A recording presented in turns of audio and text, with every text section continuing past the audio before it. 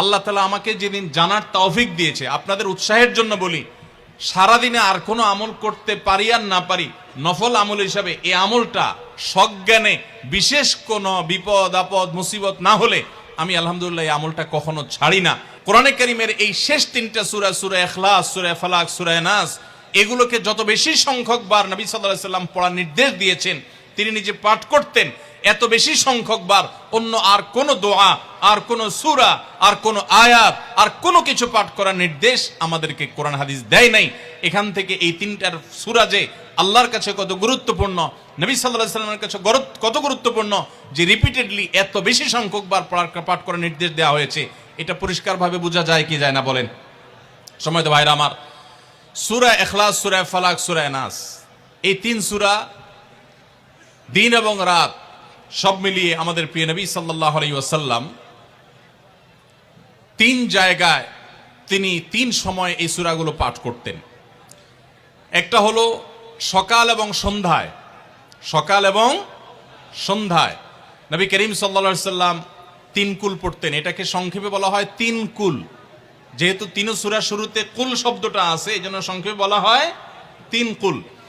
এই তিন কুল ইখলাস, ফালাক, নাস, এই শেষের তিনটা সূরা কোরআনের, এই তিনটা সূরাকে আমাদের প্রিয় নবী সাল্লাল্লাহু আলাইহি ওয়াসাল্লাম সকাল সন্ধ্যায় পড়তেন।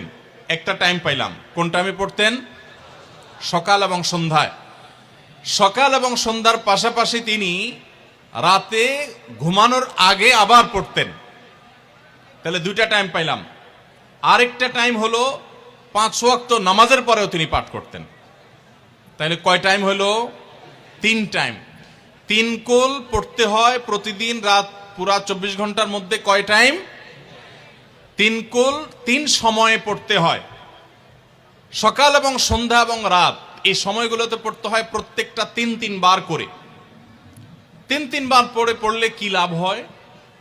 নবী করিম সাল্লাল্লাহু আলাইহি ওয়াসাল্লামের পরিষ্কার হাদিস রয়েছে, যদি কেউ সকালে 3 কুল 3 বার করে পাঠ করে, সূরা ইখলাস 3 বার, সূরা ফালাক 3 বার, সূরা নাস 3 বার যদি কেউ পাঠ করে, সন্ধ্যার আগ পর্যন্ত সারা দিনের জন্য ওই পাঠকারী ব্যক্তি আল্লাহ তাআলার জিম্মায়, আল্লাহর হেফাজতে, আল্লাহর নিরাপত্তায় সে চলে যায়।